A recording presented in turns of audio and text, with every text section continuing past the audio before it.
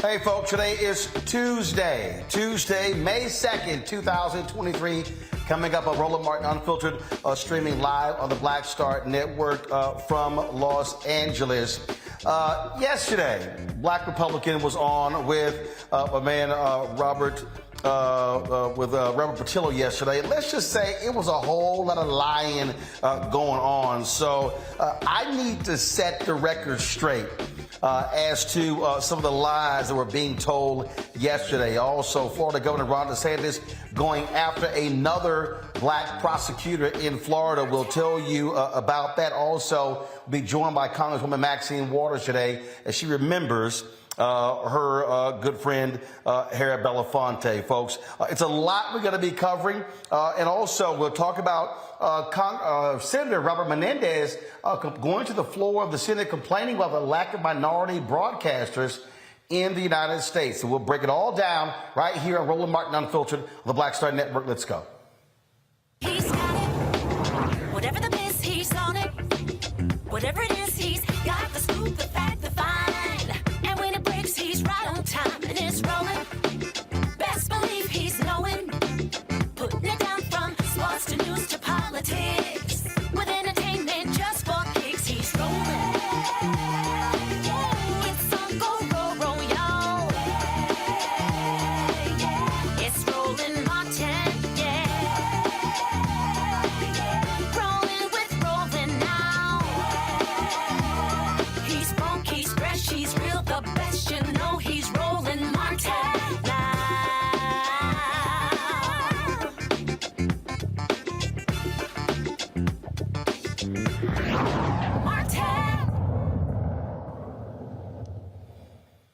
All right, folks, we have told you numerous times how Republicans in this country are using their power when they don't like local officials or local government. We're seeing this Florida, Texas, Georgia, you name it. We're seeing them abuse their power. Well, Florida Governor Ron DeSantis continues to do that, attacking duly elected state prosecutors in that particular state. He's now going after an African-American, Monique Worrell. She said it is indeed a witch hunt where they're trying to remove her from office.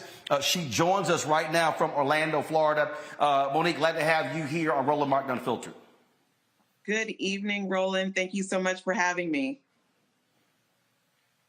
All right, so what in the world is happening in the Sunshine State? Why is Florida Governor Ron DeSantis trying to strip you of power? There's so much going on. So, he's on this whole anti-wokeness. He says that Florida is where woke comes to die.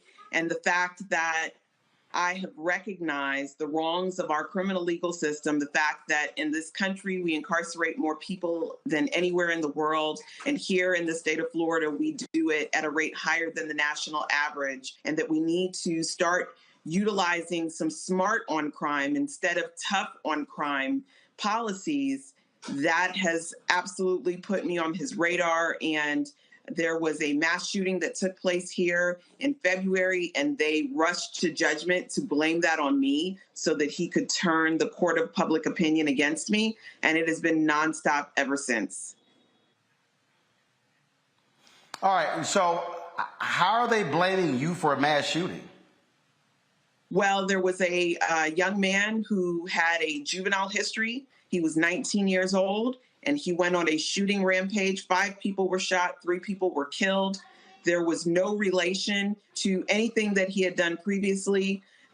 He had a juvenile record for things like car burglary. There was 1 robbery in his juvenile record, but he was not the individual even in possession of the firearm at that time. However, none of those things happened while I was state attorney. Those all happened in prior administrations. The only thing that happened while I was state attorney was a possession of cannabis charge that could not be proven in the state of Florida because in 2019, our governor signed legislation that essentially made hemp legal, and that made it impossible to test the difference between legal hemp and illegal marijuana. So none of the state attorneys across the 20 judicial circuits in the state of Florida prosecute misdemeanor marijuana. But what happened is Senator Scott immediately began calling for my removal and for the removal of any prosecutor who had handled a case of this young man previously, as well as the governor coming out and sending a letter to my office requiring an extensive record production related not only to this individual, but to all the cases in my office. I'm confused. Didn't the voters didn't they decide they wanted you as their prosecutor? They absolutely did. However, this governor has no respect for the electorate. He has no respect for voters, and he essentially does whatever he wants to, whenever he wants to. And unfortunately, it seems at this point, he does it with impunity. And so you talked about the heat being turned up. And so are there folks standing with you? Do you have your supporters? What are other DAs saying, not just those who are Democrat? Are there Republican district attorneys or state's attorneys who don't like what they are seeing from this governor who, frankly, is abusing his power?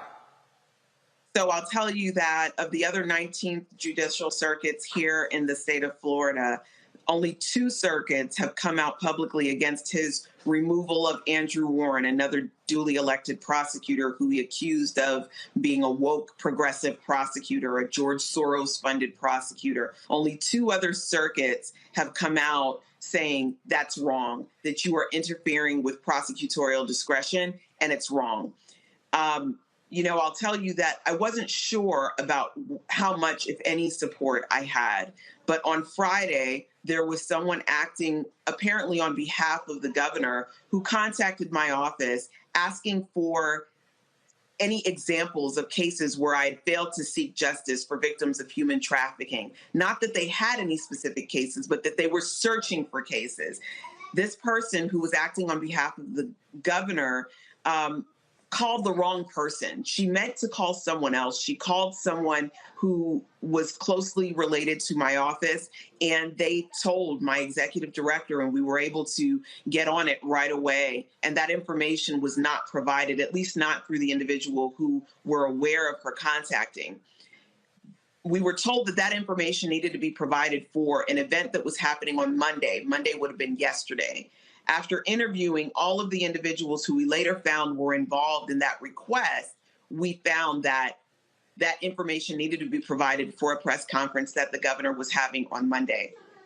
That press conference happened and my removal was not mentioned. However, that doesn't mean that it wasn't going to be. I think that by me putting it out there on Friday, it interfered with whatever his plan was.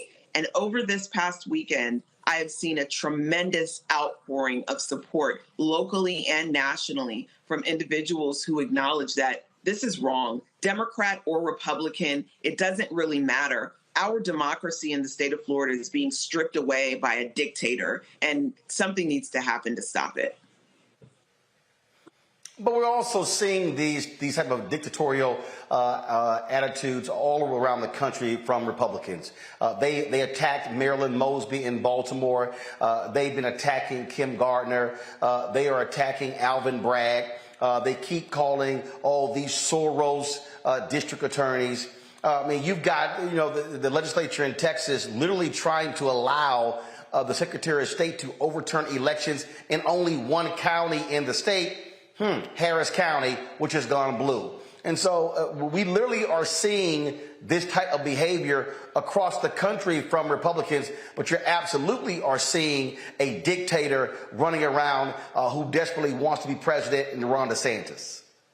Yes, that's absolutely right. We're seeing this all over the country, and essentially it is an attack on democracy by moving illegally individuals who have been duly elected to their offices because they have politics that don't align with the Republican leaders. And this is very dangerous. Again, like I've said, our democracy is slipping away, and we have to stand against it. We have to do something against it. If Ron DeSantis were to become president, that would be a very sad day for democracy in this country. And again, for the people who are watching, you are not appointed, you are elected. So what he is saying is, I don't give a damn about the voters who elected her. I want the person doing whatever I want them to do.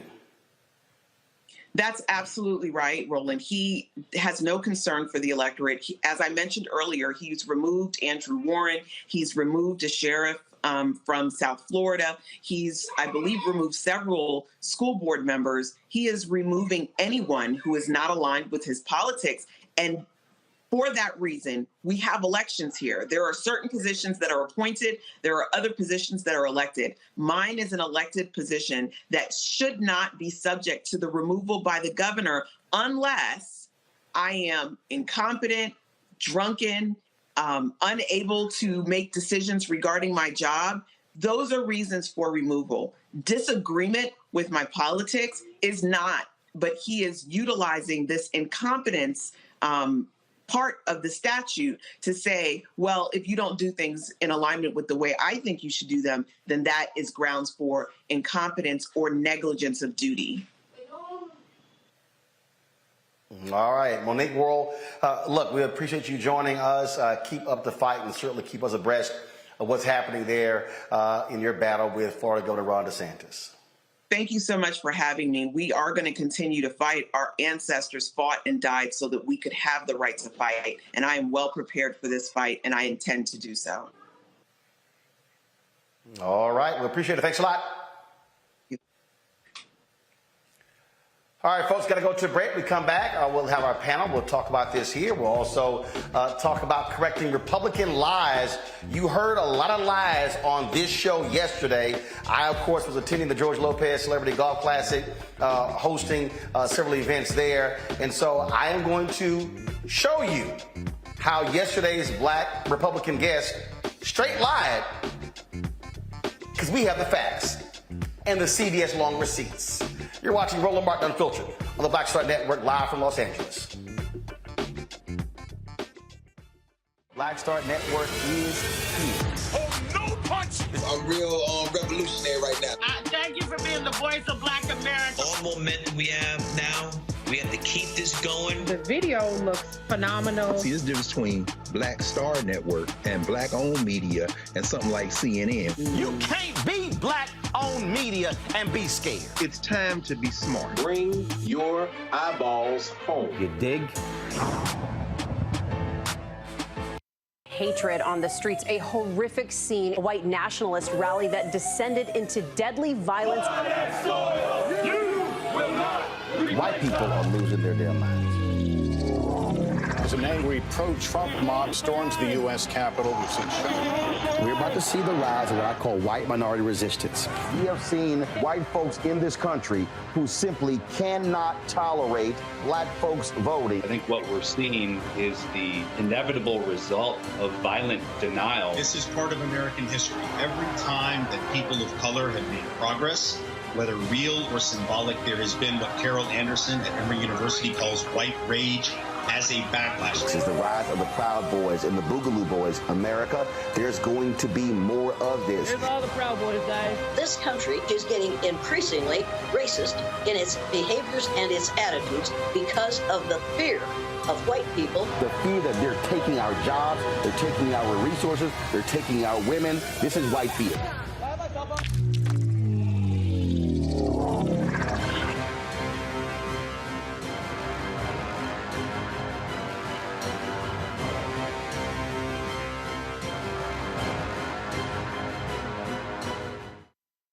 Hey, everybody, it's your girl, Lunel. So what's up? This is your boy, Earthquake. Hi, I'm Chaley Rose, and you're watching Roland Martin Unfiltered.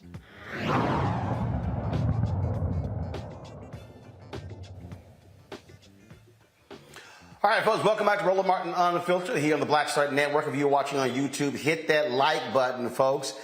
You're commenting in the section. Be sure to hit the like button, and also be sure to download our app, the Black Start Network app, Apple phone, Android phone, Apple TV, Android TV, Roku, Amazon Fire TV, Xbox One, Samsung Smart TV, and don't forget you can always watch us on Amazon News. So pull up Amazon Fire, click Amazon News, and you can watch our 24-hour, 7 days a week streaming channel. All right, folks, let's bring in my panel here. Mustafa Santiago Ali, former senior advisor for environmental justice at the EPA, based out of Washington, D.C. Dr. Jason Nichols, senior lecturer, African American Studies Department, University of Maryland, College Park from Ellicott, Maryland, and Atima Omara, political strategist, joining us from Arlington, Virginia. Glad to have all three of you here.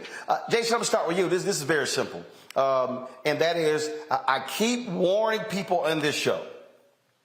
They can play footsie if they want to. You can have some black men and some black women voting for Donald Trump. You had a number of African Americans who voted for Governor Ron DeSantis. These people do not care about democracy. They care about power. They will abuse their power. They despise people who are elected by the folks. They are attacking every single progressive district attorney. If you out there support criminal justice reform, and you want to end mass incarceration, Republicans cannot stand you, and that's why they are attacking black state prosecutors or black district attorneys.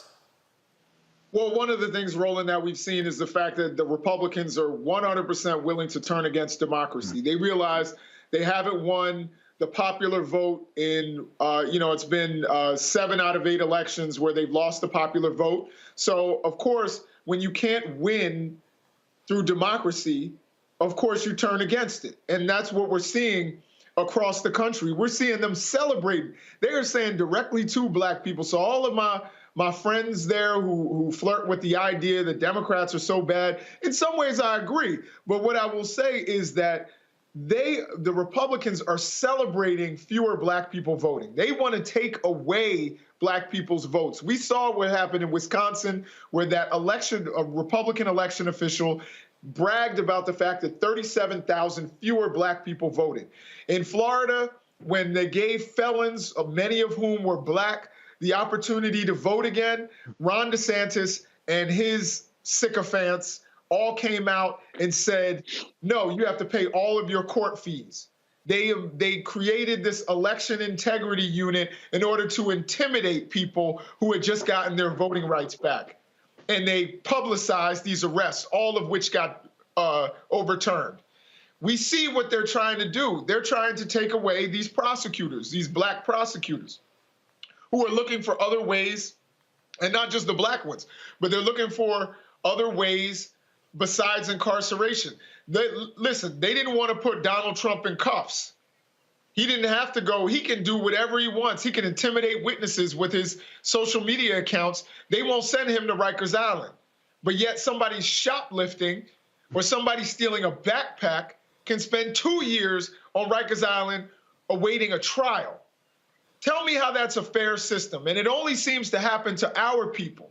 It only seems to happen to black people. And the people who are trying to step in and say, hey, I want to change this system so that it's more fair and more equitable for all Americans, all of a sudden they're on the chopping block. Whether it's Fonnie Willis in Georgia, who's saying that people should be held accountable no matter how powerful or wealthy they are, whether it's this person, whether it's the other person in Florida, and prosecutors across the country, they are trying to get them out. It seems like Republicans have a desire to let wealthy people commit crimes.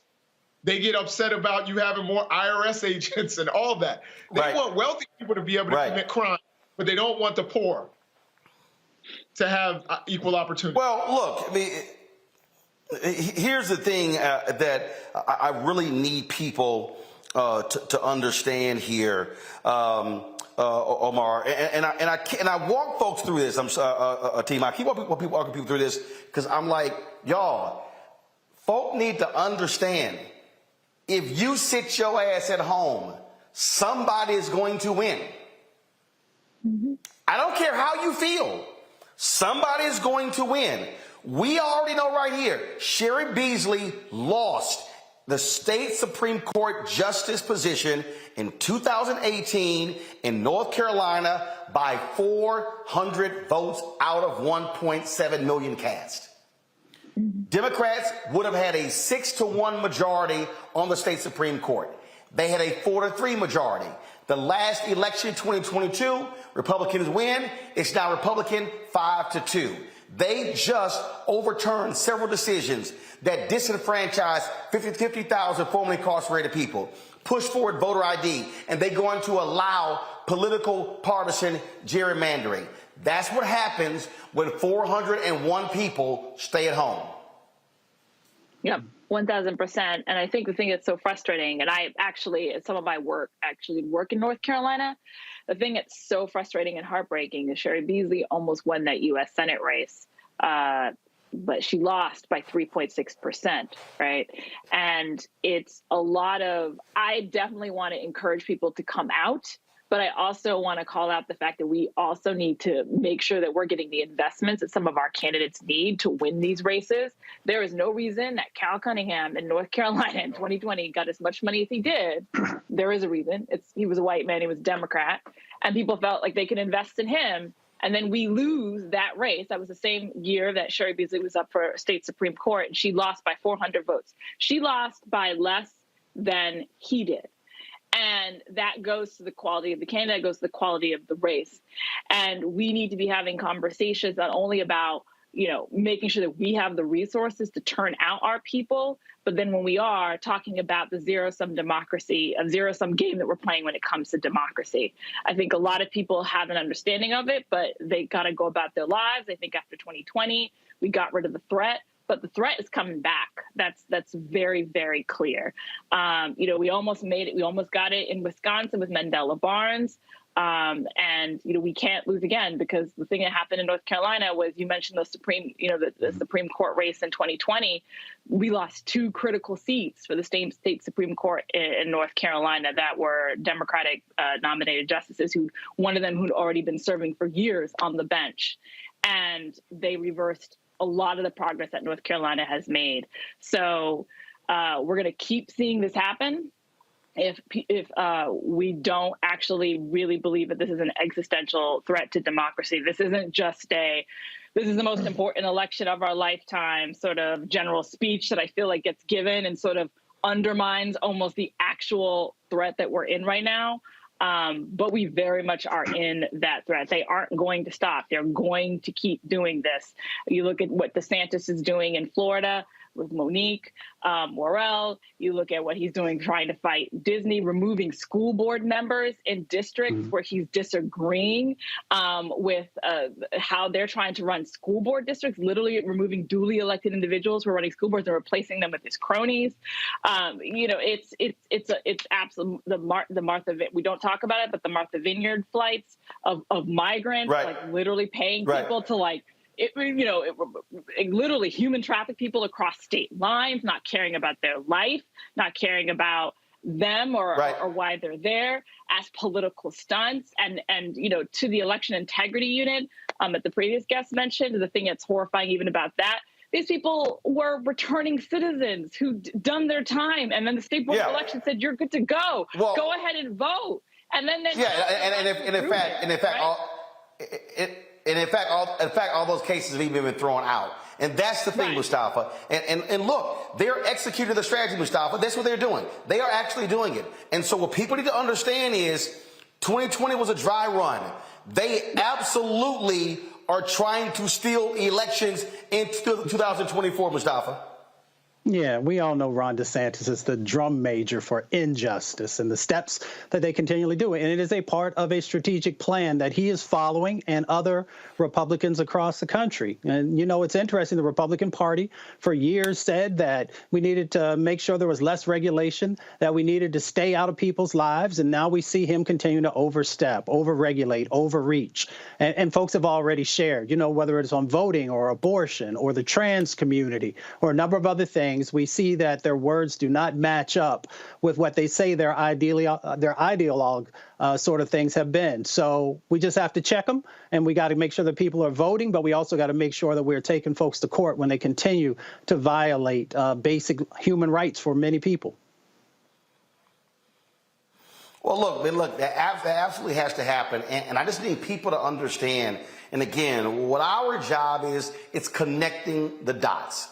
It's trying to get you to see that this is simply not isolated, okay? And so when you see what is happening in Iowa, then Georgia, and then North Carolina, and then South Carolina, and then Tennessee, and then Alabama, Mississippi, Florida, Texas, Arkansas, and we go on and on and on, it's happening. I mean, when you have Republicans in Montana literally censuring and shutting a member from speaking because she's transgender and disagrees with one of their bills, they literally say, "Oh, no, you can't talk. You can't even speak." When they are in Tennessee, what they're doing, where they get to shut down Representative Justin Jones or Justin Pearson or Gloria Johnson because they don't like what they're saying. That's what they are doing. They have done the exact same thing to a sister in Oklahoma. Same thing. So they are literally shutting down dissent. And so the actions that they are taking, and again, right now, I got an email a few moments ago what's happening in Harris County, where Governor Greg Abbott, the Republicans are so pissed off because Democrats have been winning in Harris County, which is Houston, that they are trying to pass a bill to allow the Secretary of State of Texas to overturn decisions in Harris County alone, the only county in the entire state, if they say, there are issues when it comes to voting. And so for everybody who's watching and listening, I need you to understand, they want the action in North Carolina, disenfranchising 50,000 formerly incarcerated, because they know the election is going to be close next year. And so if they can knock off 50,000 formerly incarcerated, mostly African-American, they're saying, we know we can guarantee a victory. They are trying to guarantee victories because they're pissed off that President Joe Biden and Vice President Kamala Harris won in Georgia. They're pissed off that they won in Arizona. They're angry that they won in Michigan and Pennsylvania and Wisconsin. And this is what their strategy is. I need y'all to understand, evil is at play. So even when we elect black prosecutors, when we elect black school board members, when we elect progressive county judges, they still want to say the hell with the will of the voters. And so the only way to shut down these fascists is to ensure that they never, ever, ever get elected. That is exactly what we have to do, folks. And so we're going to keep pushing this. And y'all can sit here and y'all can listen to these other fools out here who run their mouths, who talk all this stuff, who say, who's a shield? You trying to get us to vote Democrat? No, I'm trying to make sure that your silly ass doesn't sit at home and you are affecting the lives of your brothers and sisters, your nieces and your nephews, and your mothers and fathers, because you choose to be obstinate, silly, as well as obtuse. Oh, I'm sorry, maybe some of y'all should go look up the word obtuse if you don't know what the hell it means. Yeah, I said it. Gotta go to a break. We come back. I gotta correct some lies that were told on this show yesterday. Y'all know I don't let nobody lie on my show, Democrat or Republican. But yesterday, it was some serious lies that were stated on this show. I got a couple of things to say. You're watching Roland Martin Unfiltered on the Black Star Network. I lost my daughter. I didn't know where she was. So I had to figure out how to survive, how to eat, how to live. I don't want to go into the details because she's here, first of all. She may not want me telling that story. But possession of her, the family broke down, fell apart. I was homeless. I had to figure out, I didn't have a manager or an agent or anybody anymore, and I'm the talent. So I got to figure out how to be the agent. I had to figure out, how does business work?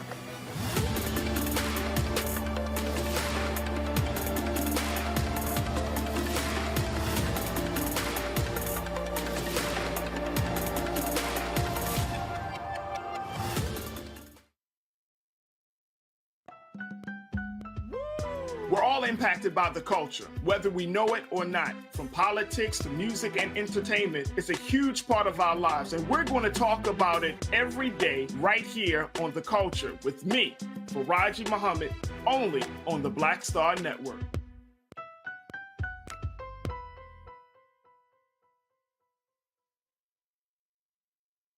Black TV does matter, dang it. Hey, what's up, y'all? It's your boy, Jacob Lattimore, and you're now watching Roland Martin right now. Yee.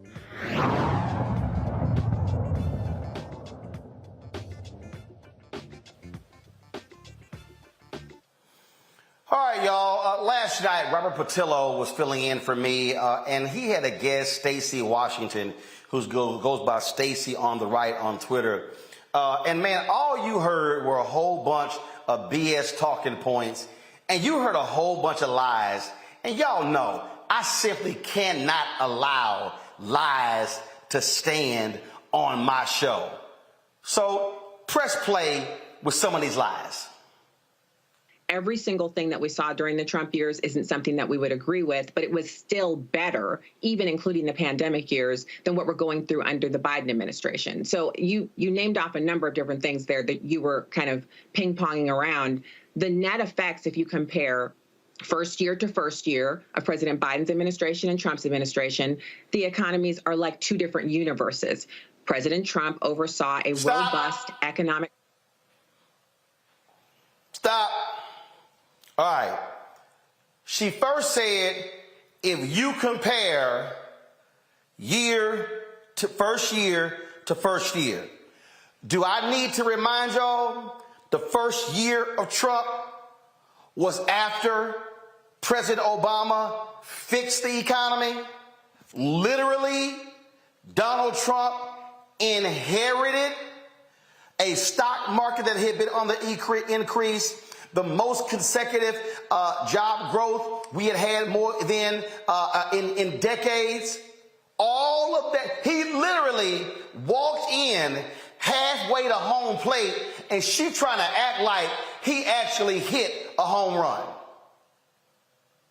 Biden comes in after the mess Donald Trump did when it came to COVID.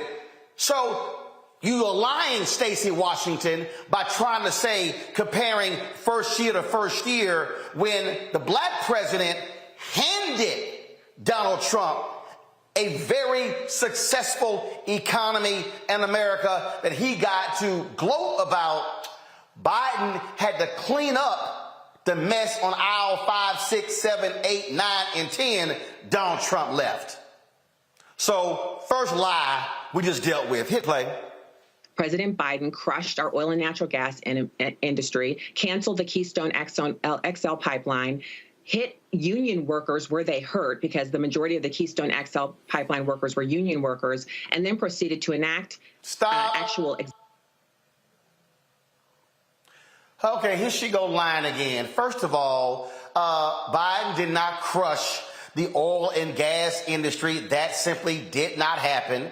Okay, in fact, environmentalists. Matter of fact, Mustafa, you are one of the preeminent environmentalist experts in the country. Could you please share how environmentalists have not been happy with Biden not allowing the continuing and the renewing of leases for oil and gas? Go right ahead. Yeah, we have those in the fossil fuel industry who receive over $20 billion a year in fossil fuel subsidies. But we also know that they continue to make, hundreds of billions of dollars. So the fossil fuel industry most definitely has not been hurt.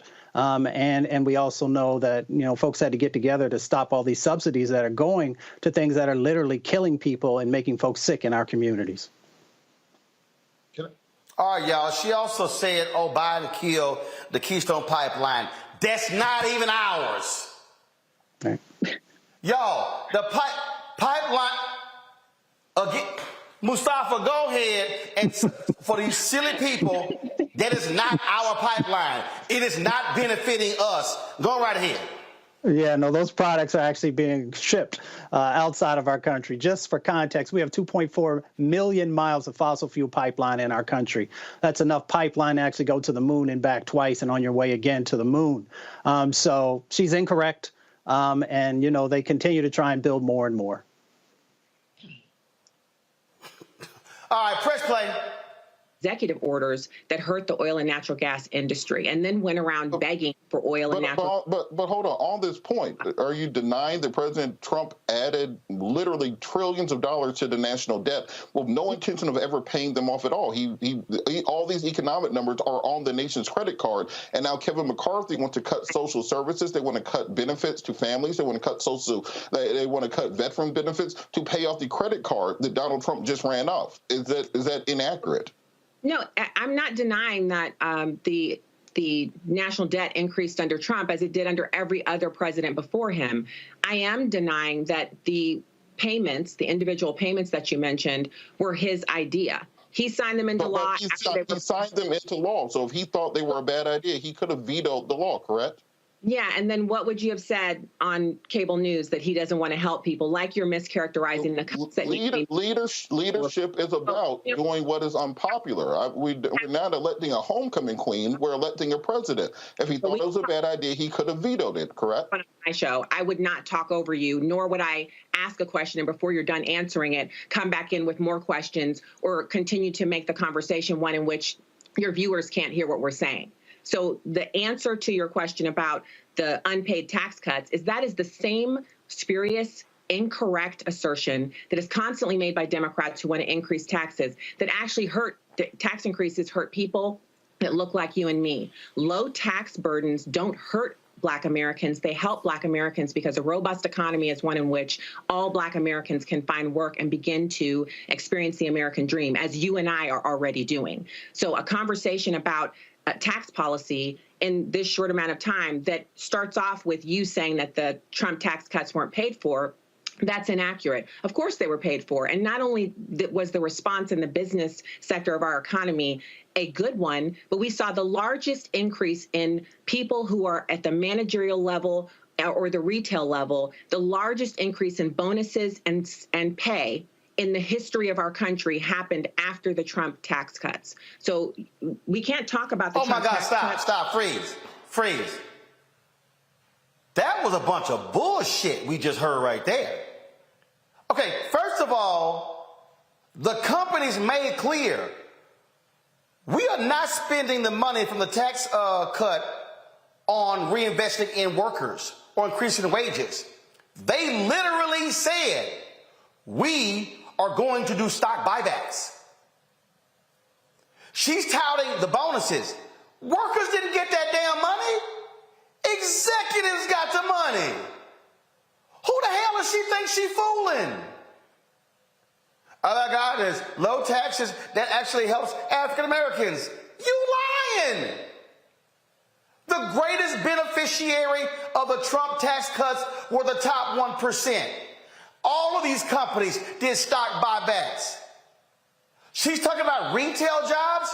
Do you know how many retail companies shut down? And then COVID hit? Press play. without noting how good they were for Black Americans. We flourished during the Trump years. It doesn't matter what was said on cable news. We flourished during the Trump years. Lowest Black unemployment rate in the history of tracking that metric. So we can talk about the increase in the debt. I didn't like it. It wasn't my idea of good policy, but we were in a pandemic. It was unprecedented. People were trying to figure out what to do. We have also seen the debt increase under President Biden, but the biggest increase in regulatory pressure has also occurred under Biden, and also $87 billion for new IRS agents to level audits on people who earn like you and me. People who look like you and me will be the ones who are bearing the brunt of the audit pressure under the new IRS reality that's brought to us by the Democrats and the Biden administration. What y'all just heard right there is 100% absolute unadulterated bullshit.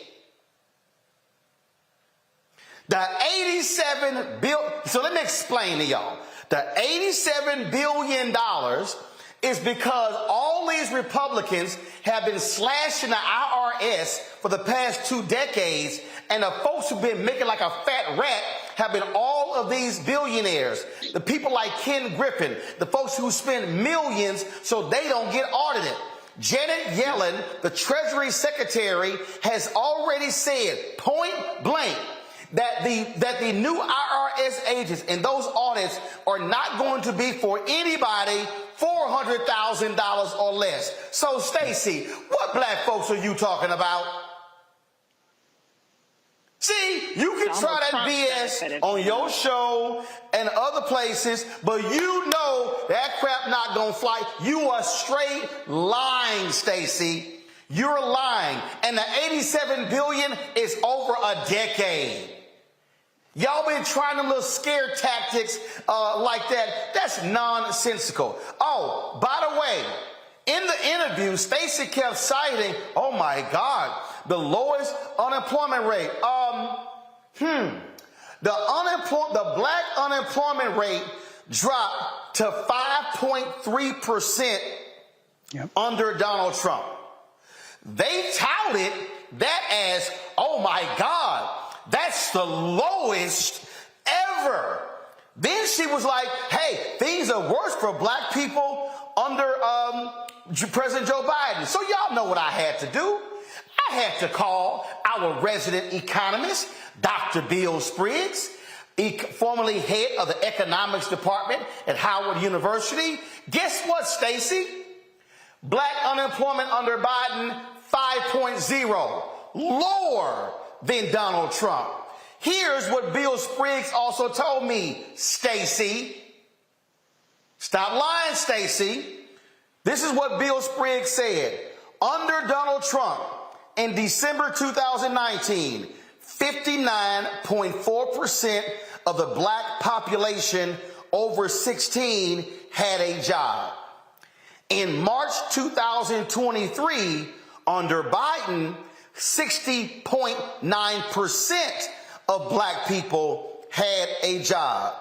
He said, neither is a record, but for the first time, Stacey, listen, let me step in closer. Stacey, listen.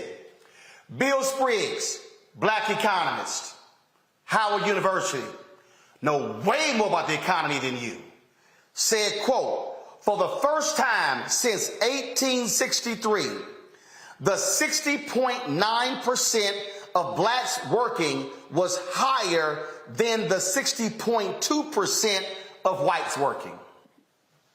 So please, Stacey, please show me how Black people were doing better under Donald Trump than they are now. You lying. You lying. You straight lying. Now, y'all, go ahead and play her little comments about inflation. What specifically is Tim Scott's agenda for urban America and economics that would be different than what we have seen in the last 4 years? And then the other one is, you said Trump. And I know Trump did a lot with the opportunity zones, which we saw that there was ramifications with that too. So what specifically have you seen also in urban America and economics that would be different the last 4 years?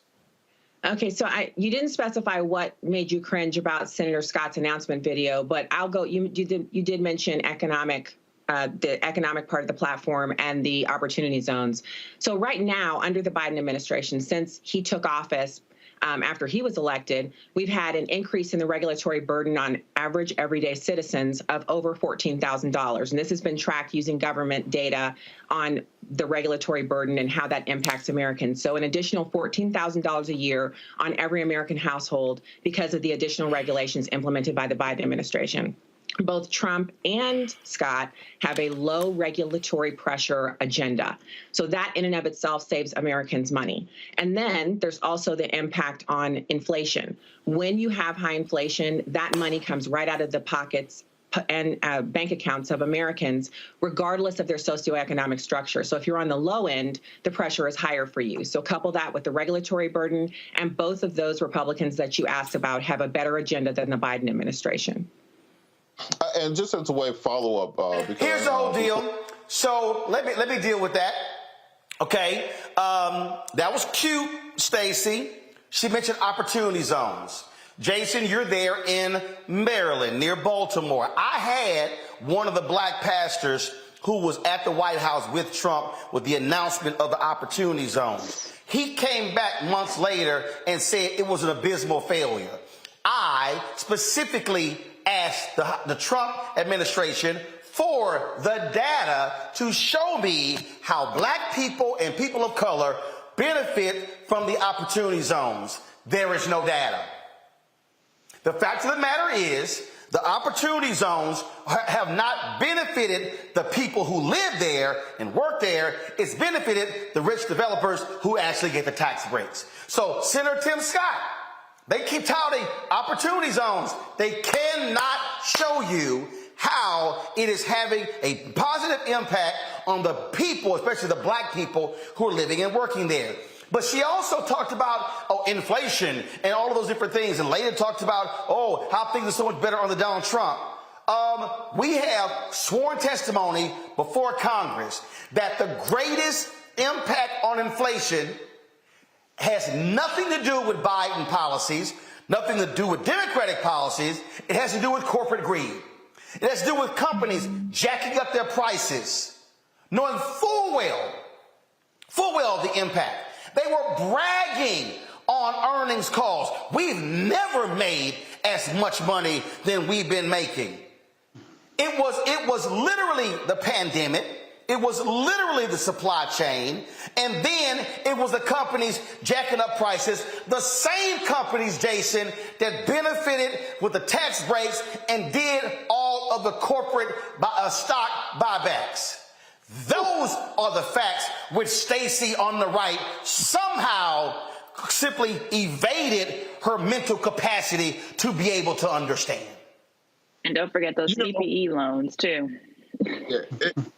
It was frustrating for me to watch that interview because I think Robert was trying to be very polite and she still got really angry at one point. By the way, I also want to point out, just to add to what Mustafa said, that ExxonMobil in its first quarter this year had record profits of $11 billion.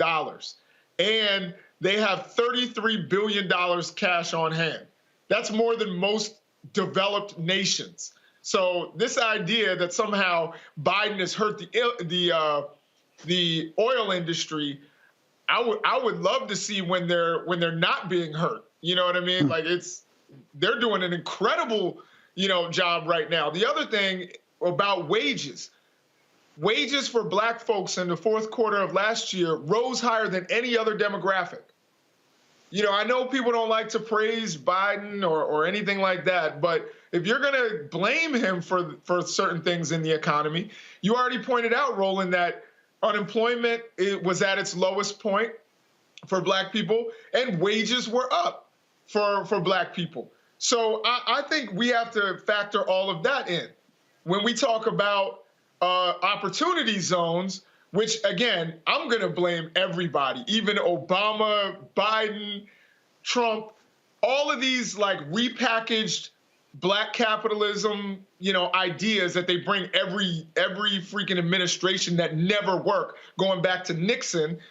Opportunity zones were the same sort of thing, where basically they got tax breaks for setting up in certain communities and brought all their workers from the suburbs, from where I live. So I think this is, companies that even I respect, did that. And they all got over and got rich, and black people got nothing from it. Baltimore, for example, looks exactly like it did before they had opportunity zones. It has the same issue. But again, though, but Jason, even if you have them, I keep asking for the data. They can't show it.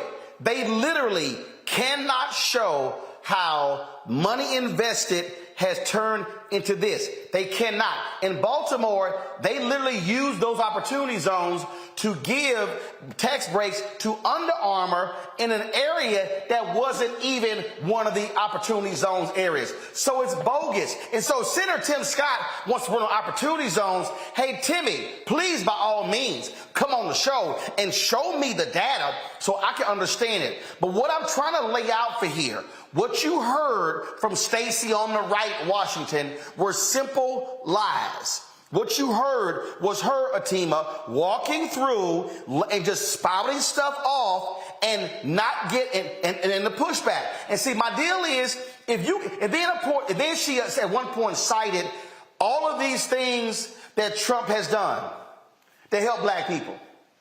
Name them. See, I'll wait.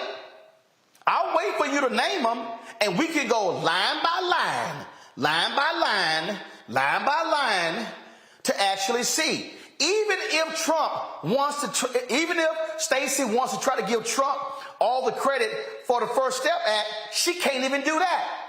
Because the First Step Act originated in the House. Who was the person who carried it in the House? It was Congressman Hakeem Jeffries. It was a Democratic House that actually did it. And then when it went to the Senate, and here's the deal, Stacey, try me if you want to, because I personally met with Jared Kushner at the White House regarding it. So you want to have this conversation, Stacey? Come on, boo, let's have it. When it went to the Senate, it was Senator Dick Durbin and Republican Chuck Grassley, both on the Judiciary Committee, who said, this ain't strong enough. And then it was Senator Cory Booker and Senator Kamala Harris and others who said this has to be strengthened. The bill was strengthened in the Senate, was sent back to the House, was passed, then went to him to be signed. Y'all don't want no parts of this if y'all want to have a real conversation. The fact of the matter is, if you out there, Stacey, pumping up Donald Trump, you selling wolf tickets about what he did for black people. And if he did some stuff that was positive for black people, show me. But I guarantee you, it's a short-ass list. Atima, about 30 seconds before I gotta go to the break, go.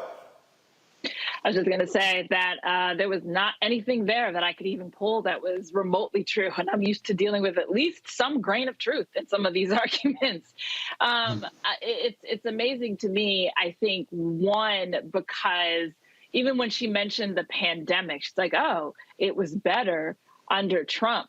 Now, I remember distinctly him actually just lying about the damage of the pandemic, insisting that we didn't need to wear masks, insisting that everything was just fine. We now have a recording, thanks to, I can't remember which one of the Watergate reporters, I think it was Bob Woodward, who had him say, oh yeah, apparently this thing is really terrible and it could actually kill people. Back in February, because they knew it was coming. He knew how bad it was going to be. He refused to wear masks. He would insult people in meetings. And then they did a shutdown for a couple of months. And then here's the interesting thing. After that, everybody's like, we got to reopen. We got to reopen. We got to reopen. But you know who got hurt in all of that? The black people on the front line, the black and brown workers on the front line who were at these grocery stores, who were at these restaurants. And, you know, that was the one that struck me the most, because that has harmed bottom line is, so much of our community. Bottom line is, it was a whole bunch of lies. So here's the whole deal, Stacey. If you want to come back and have a real conversation, have it when I'm here. Come on back. I'm extending the invite. But I'm letting you know right now, I ain't letting no lying happen. So you better come with your facts, or I'm going to fact check you in real time. Let me know what you want to do. You watching Roland Martin Unfiltered on the Black Star Network. When you talk about blackness and what happens in black culture, we're about covering these things that matter to us, speaking to our issues and concerns. This is a genuine people-powered movement. There's a lot of stuff that we're not getting. You get it, and you spread the word. We wish to plead our own cause. Too long have others spoken for us. We cannot tell our own story if we can't pay for it. This is about covering us. Invest in black-owned media. Your dollars matter. We don't have to keep asking them to cover our stuff. So please support us in what we do, folks. We want to hit 2,000 people, $50 this month, raise $100,000. We're behind 100,000, so we want to hit that. Y'all money makes this possible. Checks and money orders go to P.O. Box 57196, Washington, D.C. 20037-0196. The Cash App is $RM Unfiltered. PayPal is R Martin Unfiltered. Venmo is RM Unfiltered. Zelle is Roland at RolandSMartin.com. On a next, A Balanced Life with me, Dr. Jackie, we talk about a hard, cold fact. Not all healthcare is created equal in this country, especially if you're a person of color. So many of us, Black families, we rely upon each other heavily. A lot of us aren't necessarily sure how to best communicate with our healthcare providers. How to take charge and balance the scales. Your life may depend on it. That's next on A Balanced Life on Black Star Network. Hi, this is Essence Atkins. Hey, I'm Deion Cole from Blackish. Hey, everybody, this is your man Fred Hammond, and you're watching Roland Martin, my man, Unfiltered. Listen.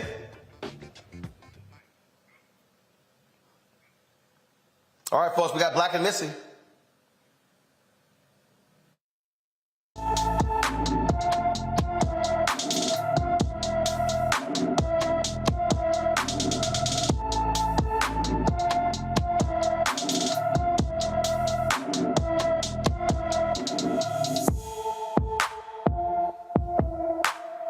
Trinity King left her Miami Gardens, Florida home on April 19th and has not been seen since. The 15-year-old is 5 feet 2 inches tall, weighs 120 pounds, with black hair and brown eyes. Anyone with information about Trinity King should call the Miami-Dade, Florida Police Department at 305-476-5423, 305-476-5423. All right, folks, Carolyn Bryant Donham, of course, the white racist woman whose lies led to the lynching of Emmett Till, she died. Okay, I'm sure Satan greeted her with open arms in hell. So this newspaper, the Yazoo Herald, had the audacity to write an editorial. Now, mind you, this is in a city that is 75% black. It's called The Pursuit of Donham Finally Over. They basically called out people who were trying to demand justice for her, even saying that, she lived the last years of her life essentially in hiding, and the only thing that stopped all of this was her death. Mustafa, I recall there being a 100-year-old former Nazi soldier who lived in the United States, and the Jewish folks who were trying to prosecute anybody involved with the Holocaust hauled his ass into jail, hauled him into court, convicted him, and he got deported. They didn't give a damn that he was 100 years old. So I'm just curious. Basically, what this editorial is saying is, black folks, we should just back off justice. Let's not make a big thing out of this. It was just a little wrong to keep pursuing her, even though her racist ass is the reason Emmett Till was lynched. That's right. She took Emmett's life. She was the main thrust in him losing his life. And I give props to my Jewish brothers and sisters who don't give an inch and who continue to pursue those who have played a role, you know, in the injustices and the Holocaust that happened. And we should do the exact same thing.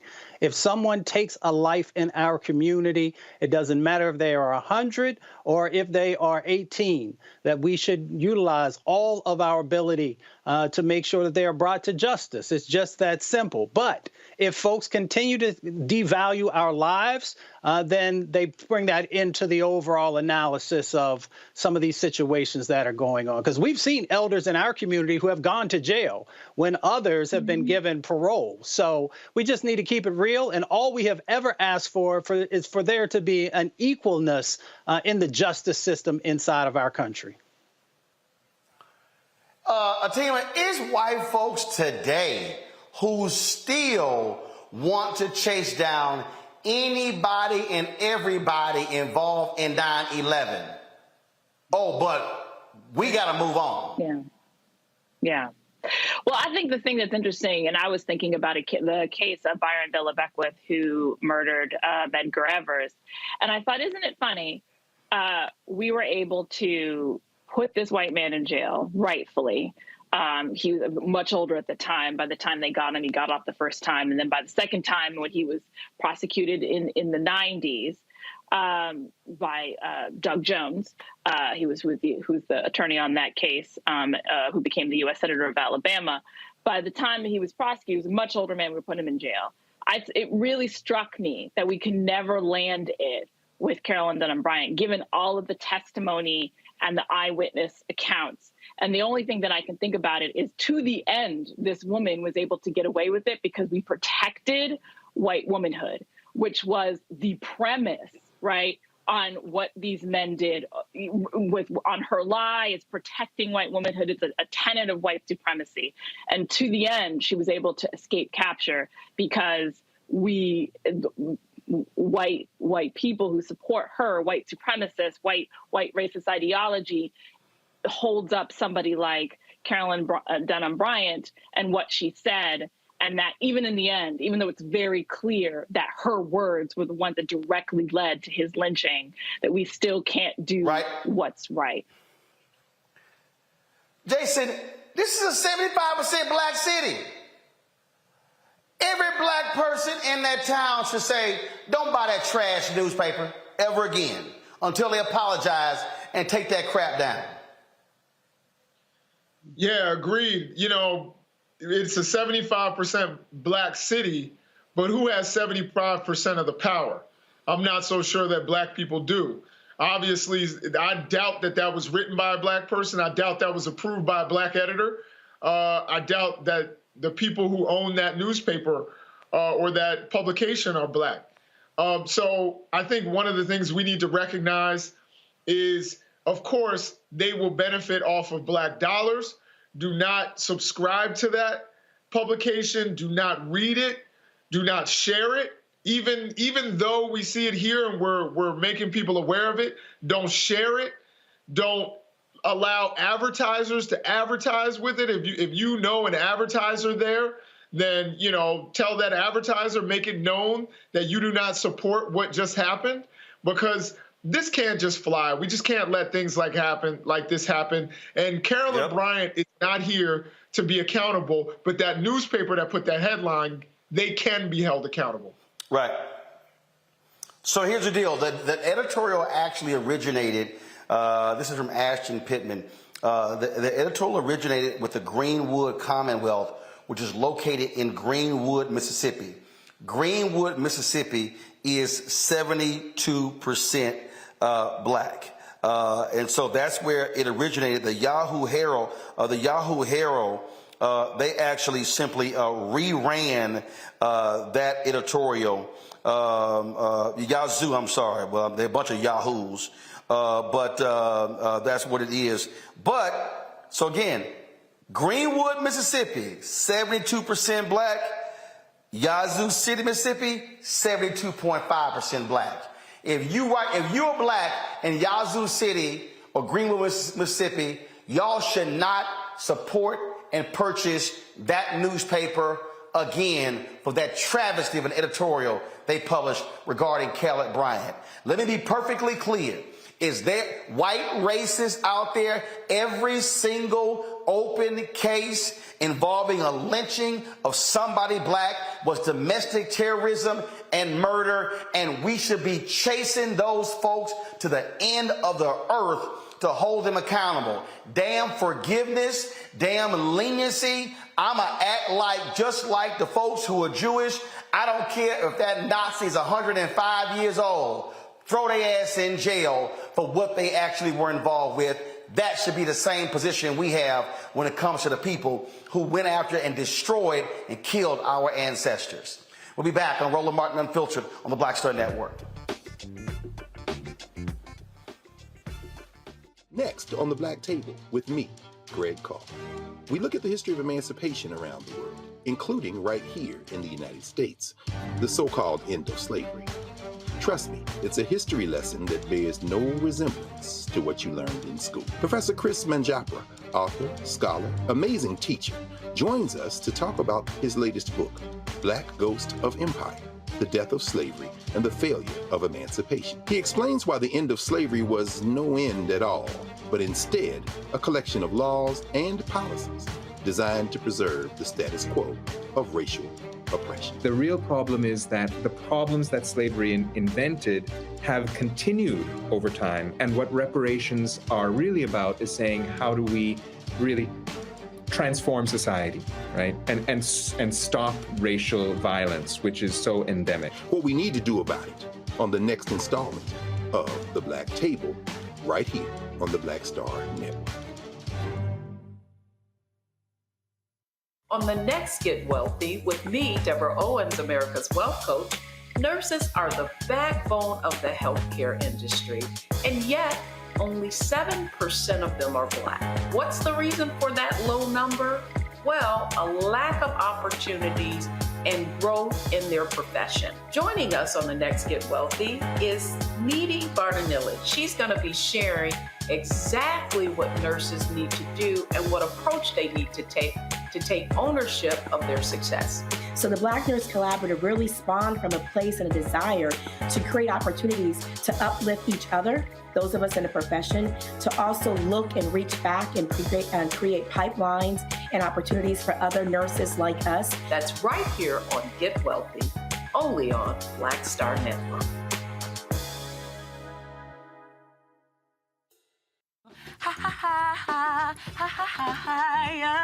Hey, I'm Antonique Smith. What up, Lana Well, and you are watching Roland Martin Unfiltered.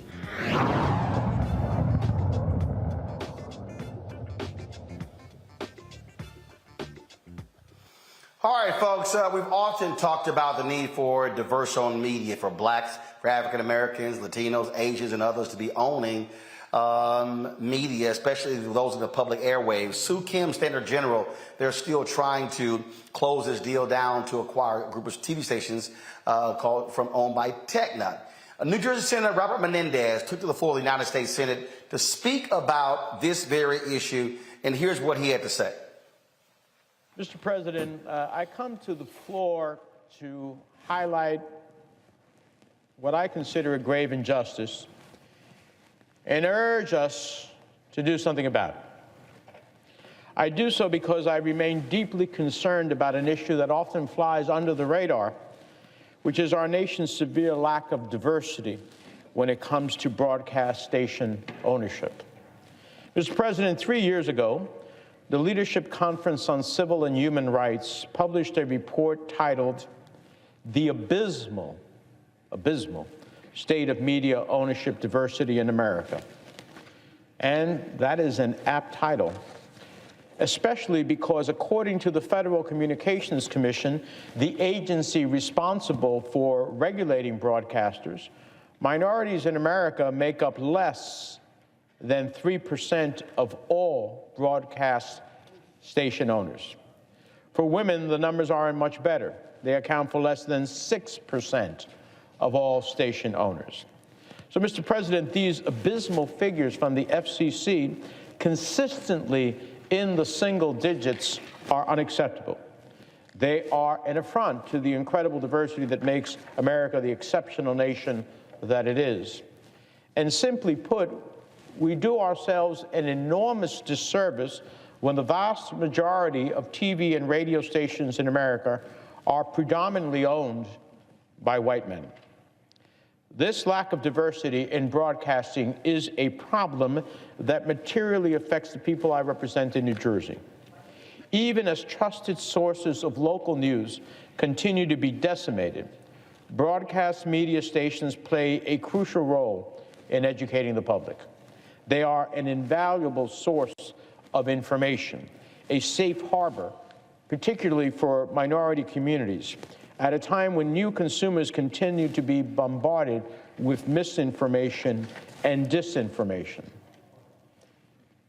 Very often, speaking in one element of the Hispanic community, radio is what the community turns to in the case of an emergency. During the pandemic, it's where they turn to get trusted information about how to take care of themselves and their families. In storms, tornadoes, hurricanes, they are the preferred entity. So all of us have in this chamber a duty to be responsible stewards of the public airwaves. And we do this by ensuring that the ownership of stations reflects the audiences that they reach.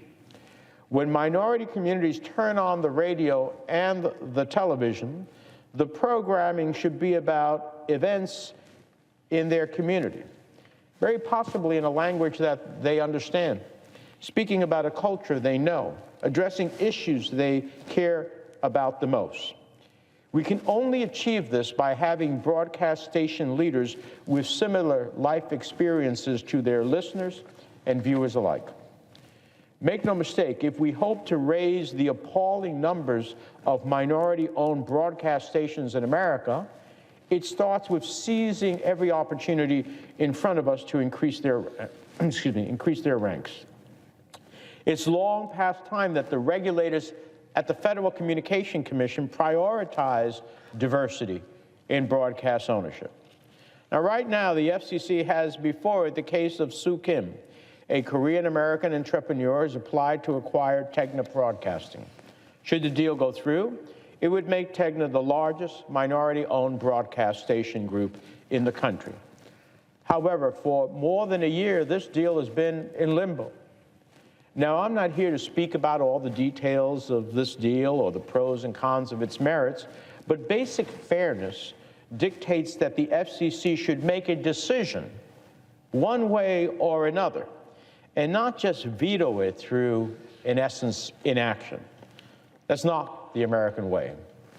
A vote is a fair shot and a way to see how the Commission will react to diversity issues when they become available. And diversity, for me, Mr. President, means the fullness of diversity. It means African American, it means Hispanic Americans, it means women, it means LGBTQ Americans, and yes, it means Asian Americans.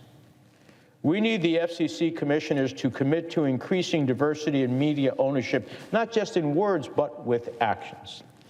And I, for one, will not support nominees for the FCC if they are unwilling to support diversity, including by acting in a way that denies a vote to a diverse applicant.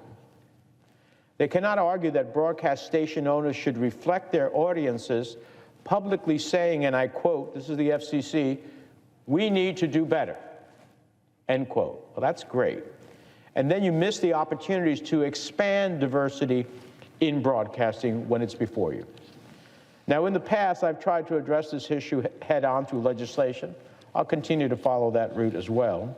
Last Congress, alongside Senator Peters, I introduced a bill, the Broadcast Voices Act, that would help address the lack of diversity in the industry through innovations in our tax code. Through a federal tax incentive, our bill would ensure that women and minority-owned stations can compete on a level playing field to provide a benefit to audiences. It would reestablish a program in order to re-incentivize broadcast ownership. And I say re-incentivize because Congress has actually done this before. During the nearly 2 decades that this tax incentive, as outlined in the Broadcast Voices Act, was active, minority ownership and diversity in the broadcast media industry grew 5-fold. It grew 5-fold. So think about where it was when I referred to the earlier percentages of where we're at today. But this tax provision helped increase it from virtually nothing to 5-fold. That's right. The number of minority owners quintupled when the incentive was in place. So make no mistake, the task in front of us is clear. Government regulators at the FCC have identified that there is a diversity problem in broadcast ownership. As I have said, there are steps this body can take to address it through the Broadcast Voices Act. But the FCC has its share of this burden as well. It must more than talk the talk. It must walk the walk on the issue of diversity in media ownership. Now, I push for diverse candidates at every agency. I'll continue to do so. I am hopeful that the administration seizes the opportunity before them to nominate a diverse candidate to the Federal Communications Commission. Because part of taking proactive steps on industry diversity is ensuring that the regulator itself is more diverse. And my first question to any FCC nominee I meet will be, what actions will you take if confirmed to expand diversity in broadcast ownership? Or, if they are a present FCC commissioner seeking to be reestablished at the commission, voted on again to return to the commission, what actions have you taken to expand diversity in broadcast ownership? Only if we as members press this issue will things change. So, Mr. President, it's time to afford our communities the representation in media they deserve, not just the representation that others think they deserve. Thank you, Mr. President. With that, I yield the floor. Team, here's what I don't understand. It's real simple. You're the FCC. You're the commission. Don't just dump it off onto an administrative judge. Have an actual vote. Lead. If you want to vote it down, vote it down, but at least take a vote. Yeah, absolutely. We know that the FCC has a lot of power, to change how media works. I mean, they were the folks who helped expand sort of the ability for conservative media to expand, and they can do this here again because we need representation in media, such as yourself and others, if we're going to have a democracy that is more accountable. Jason. Yeah, I mean, I'll agree with what was just said. I think the FCC has a lot of power. They try to, sometimes under some administrations, they try to stay hands off. We can't afford that. I think that in order to have a representative voice for the entire country, you have to have a diverse media, and the FCC can lead in that regard. And it seems like they're dropping the ball at this point. Mustafa. When you know better, do better. 1975, WGPR in Detroit, Michigan was the first African-American owned station. And out of that came training for all kinds of brothers and sisters to move on to other places. It's sort of like the Black Star Network. We need to make sure that we are diversifying the sets of opportunities in the media space to make sure that we're holding our country accountable and also highlighting the beauty that exists inside of our culture. Indeed. All right, folks, hold tight 1 second. We come back. Congressman Maxine Waters will join us to share her thoughts and reflections on Mayor Belafonte, who passed away last Tuesday, a week ago today, at the age of 96. You're watching Roland Martin Unfiltered on the Black Star Network. Black Star Network is here. Oh, no punch! I'm real revolutionary right now. Thank you for being the voice of Black America. All momentum we have now, we have to keep this going. The video looks phenomenal. See, there's a difference between Black Star Network and Black-owned media and something like CNN. You can't be Black-owned own media and be scared. It's time to be smart. Bring your eyeballs home. You dig? I lost my daughter. I didn't know where she was. So I had to figure out how to survive, how to eat, how to live. I don't want to go into the details because she's here, first of all. She may not want me telling that story. But possession of her, the family broke down, fell apart. I was homeless. I had to figure out, I didn't have a manager or an agent or anybody anymore, and I'm the talent. So I got to figure out how to be the agent. I had to figure out, how does business work?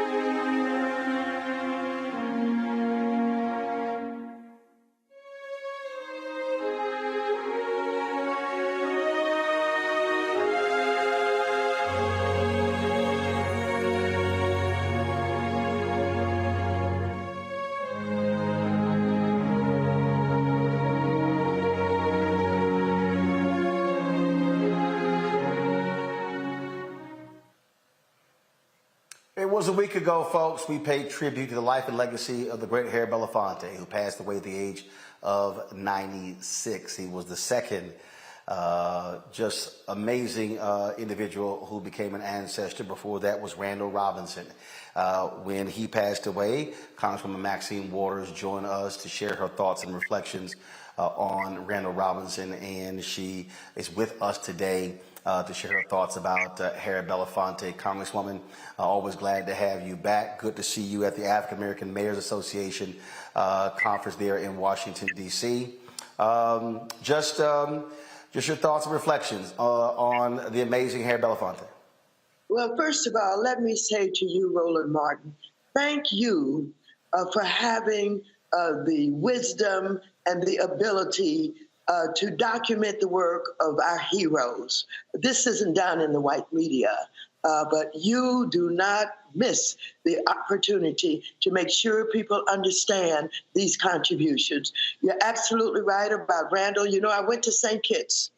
I could not stay here. I had to go. We had worked so closely together on so many issues, including South Africa and the banana issue in the Caribbean, and on and on and on. I was on that board of Trans-Africa where I worked closely with him. And so because of you, we're able to tell the stories, not only of him, but of Harry Belafonte, as you just mentioned. Harry Belafonte was a superstar.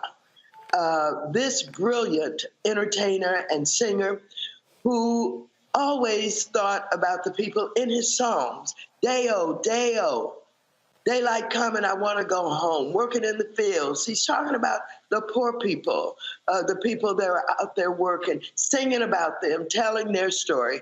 But it was this kind of attitude and the work that took him into the civil rights movement when he was at the top of his game. Not only did he march with Dr. Martin Luther King, he became an advisor to Dr. Martin Luther King, and he put his money where his mouth was and supported the civil rights movement and Dr. King in so many ways. And so I had the opportunity to work closely with him on South Africa. We worked together not only to help get rid of apartheid in South Africa, working very closely with Nelson Mandela, but of course, when Nelson Mandela was released from prison, we worked together to bring him into the United States, and we put together the program for him in the Los Angeles area. And I think Harry Belafonte probably was with him when he traveled to New York and maybe some other places. But we did a huge... Oh, he was. In fact, Mr. B actually, he writes about it in his book. He was responsible for the entire U.S. schedule. And there were a lot of people who wanted to meet with Mandela, and it was Herr Belafonte who either said yay or nay. Well, I want to tell you, he was a forceful human being. But, you know, to be as popular and as wealthy and as well known and as loved as he was, he took time for the civil rights movement. He didn't just say, I have made it. I am everything that anybody who wished to be popular and wealthy and all of that could be. He loved the work of Dr. Martin Luther King. He loved Dr. Martin Luther King, and he worked with him. He advised them. He looked after him. He did everything that he possibly could. And he felt the same way about Nelson Mandela. Nelson Mandela had given his life to getting rid of apartheid in South Africa, served the time in prison. Herr Belafonte was there, visited him when he was in prison, working with him, with the ANC, working with him to confront, you know, apartheid in South Africa, bringing him into the United States where we could all thank him for his contributions and celebrate him. I don't know if any human being could have done more than he did. As a matter of fact, he did more, because do you know he became the mentor for Kaepernick? And it was he that called me about Kaepernick and asked me about a conversation that we had had at an ACLU event where he wanted to get together and do something with the Black Caucus that never really happened. But even in his later years, here he was working with Kaepernick and giving him the kind of support that Kaepernick did not receive enough of from throughout our communities. So I'm pleased to be here with you today to honor him. Yes. Yep. A lot of people, Congresswoman, may not. A lot of people may not understand the dire food issues that took place on the continent in the late 70s, 80s, and 90s. It was Herr Belafonte who came up with the idea for We Are the World, who spent time in Ethiopia, in those countries, and also lobbying, pushing Congress to do more to help the poor. He was someone who was focused and fixated on helping the poorest of the poor in this country and in this world. Absolutely, and you're absolutely right. There were times when he let members of Congress know that he thought they weren't doing enough. And members of the Black Caucus even, he did not hold back. He challenged and he pushed and he spoke his mind. You know, he was very outspoken and he spoke his mind, and he was not only, you know, looking out for the poor and organizing and all of that, he was pushing others that they should be doing more.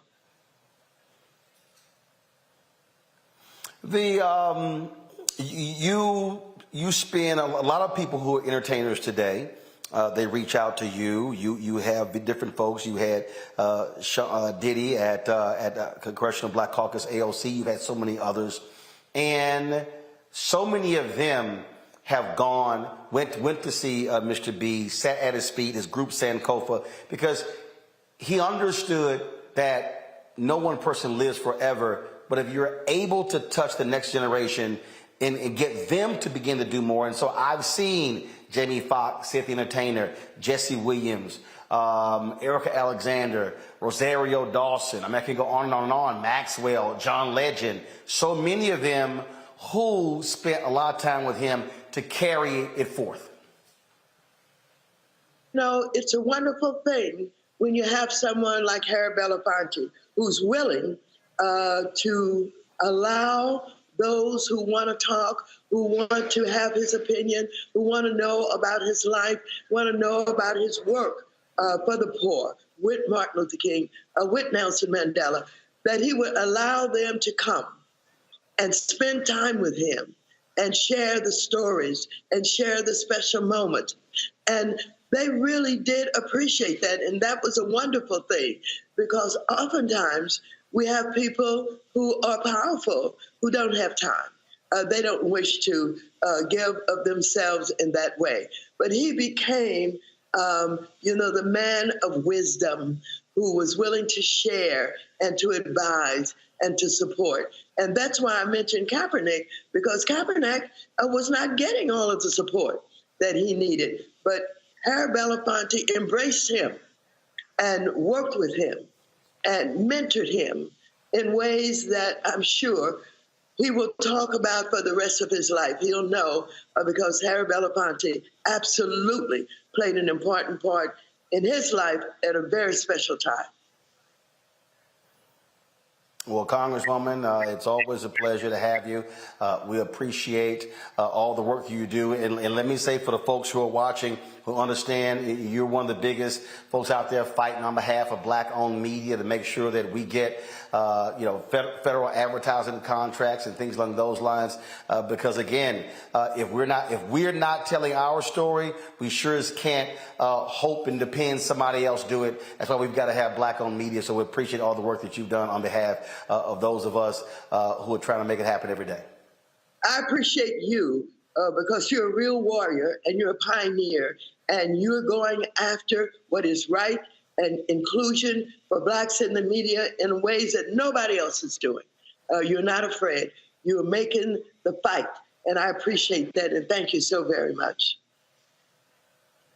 All right, thanks so much. I appreciate it. Folks, going to a break. We'll be right back. I'm Roland Martin, Unfiltered on the Black Star Network. Don't forget YouTube. Hit that like button. Same thing, Facebook or the OTT app as well. Speaking of the OTT app, download the Black Star Network app. We got 1 million subscribers on our YouTube channel. We need 1 million downloads of the Black Star Network app. We're available on all platforms: Apple phone, Android phone, Apple TV, Android TV, Roku, Amazon Fire TV, Xbox One, Samsung Smart TV. You can also watch us on 24 hours, 7-day-a-week streaming channel on Amazon News. If you click Amazon Fire, you click Amazon News, you can check out the 24-hour streaming channel. If you want to watch this show and the other shows and the specials that we have and the docuseries, all of that stuff is on our streaming channel. Also, support my book, White Fear, How the Browning of America is Making White Folks Lose Their Minds. Available bookstores nationwide, Amazon, Barnes & Noble, Target.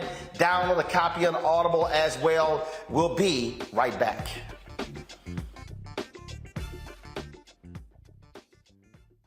Hatred on the streets, a horrific scene, a white nationalist rally that descended into deadly violence.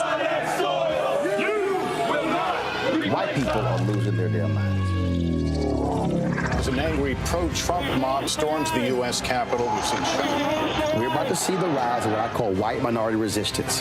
We have seen white folks in this country who simply cannot tolerate black folks voting. I think what we're seeing is the inevitable result of violent denial. This is part of American history. Every time that people of color have made progress, whether real or symbolic, there has been what Carol Anderson at Emory University calls white rage as a backlash. This is the rise of the Proud Boys and the Boogaloo Boys. America, there's going to be more of this. Here's all the Proud Boys, Dave. This country is getting increasingly racist in its behaviors and its attitudes because of the fear of white people. The fear that they're taking our jobs, they're taking our resources, they're taking our women. This is white fear.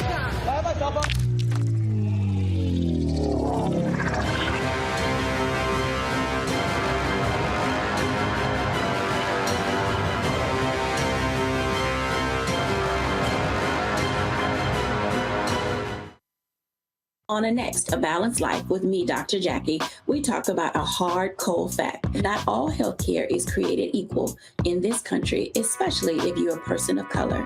So many of us, Black families, we rely upon each other heavily. A lot of us aren't necessarily sure how to best communicate with our healthcare providers. How to take charge and balance the scales. Your life may depend on it. That's next on A Balanced Life on Black Star Network. How y'all doing? It's your favorite funny girl, Amanda Seals. Hi, I'm Anthony Brown from Anthony Brown and Group Therapy. What up, Lana Well, and you are watching Roland Martin Unfiltered.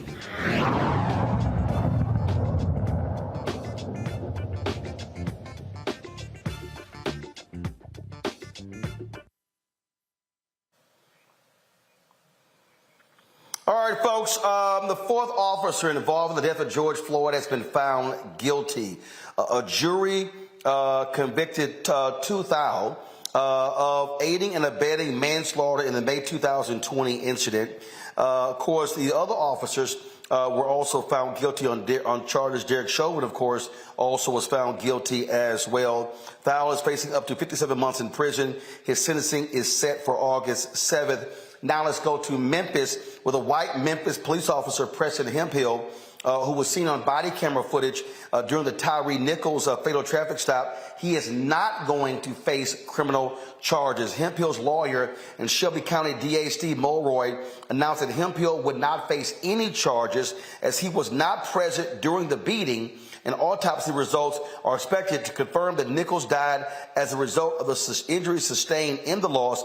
Hemphill was fired from the Memphis Police Department for violating multiple department policies during the incident. This, Mustafa, I dare say, again, is what has to be done.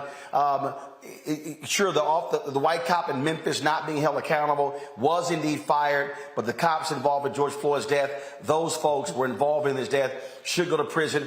This is the accountability that we've got to have when cops do wrong in this country. Yeah, it's the only way that folks will begin to have trust, in our police system, in our legal system, is that there has to be real accountability. And when we see these folks who are doing these types of injustices, whether it's taking of a life or injuring someone, then police have to be held to the exact same level or a higher level than everyday citizens. So when you put on that badge, there's a responsibility that comes with that. And if you break that promise, that trust, then accountability has to come into the equation. And Jason, what is always just so interesting here, you have these cases. This is a perfect example where these Republicans whine about progressive DAs, but those are the folks who are holding cops accountable. A lot of these hardcore pro-law enforcement, Republicans, conservative, largely white male DAs, they're not. That's absolutely correct. And the other thing we have to remember and always remind ourselves is that Republicans love law enforcement until they don't, until they're willing to beat them up at the Capitol. So this idea that they are, so pro Blue Lives Matter and being a cop is a hard job, they were certainly willing to tase them and stomp them out at the Capitol. But, we need prosecutors who are going to hold law enforcement accountable when they do things wrong. I'm also an advocate that we need to pay cops more. So I think it's a both ways kind of thing because I expect more from you when I pay you more. But at the same time, if you commit a crime as a police officer, that's even more egregious than a criminal doing it, because you are literally paid to enforce the law. And so that law enforcement need to be held accountable when they run afoul of the law. And we need the prosecutors who are going to do it. Mm-hmm. That is absolutely correct. Amira, go ahead. Atima, go ahead. Yeah, I was just going to say that 1,000% agree with that. And I would go, I would definitely say I differ on the issue of paying police more, but I definitely think they need to be held more accountable and, not just electing, progressive prosecutors, but also looking at who's your sheriff in these communities. If you have elections, who are your, handling, those are the people who oversee your jails.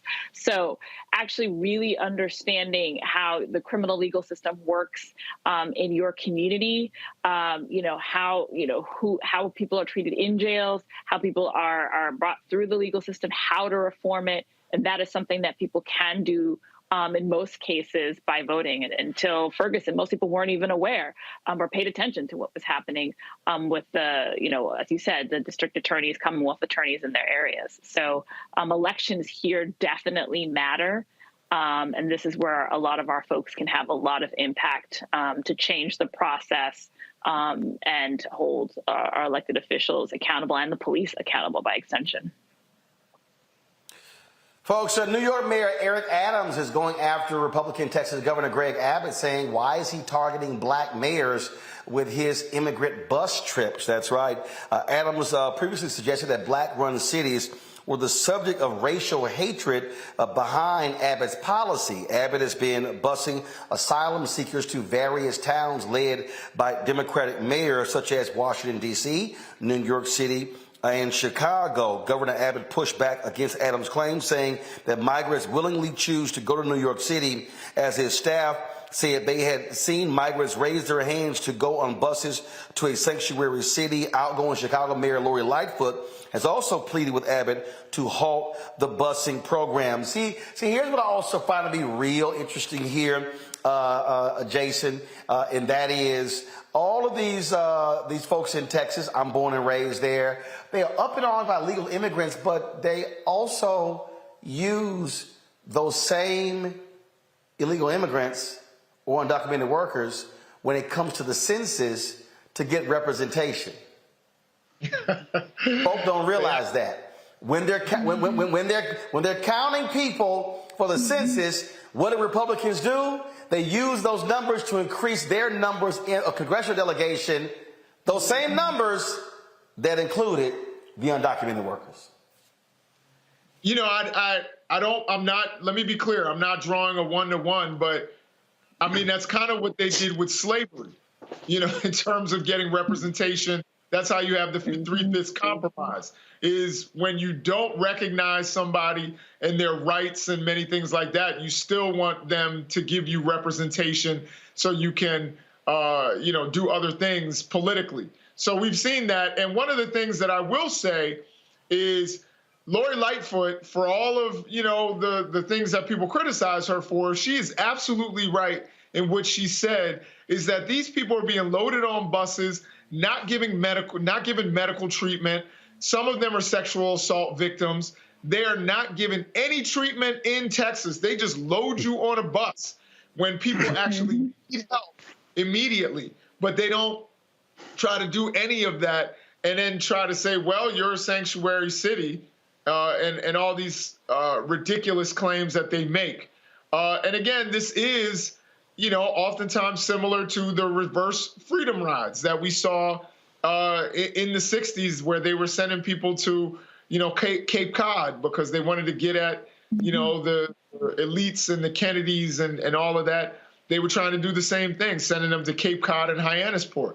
So this is a repeat of what we've seen in the past when they took people from the South and they put them in communities. So Mayor Adams, I don't know if they're directly targeting black mayors, but it certainly does not look good what they're doing. They're not supporting human rights and immigrant rights.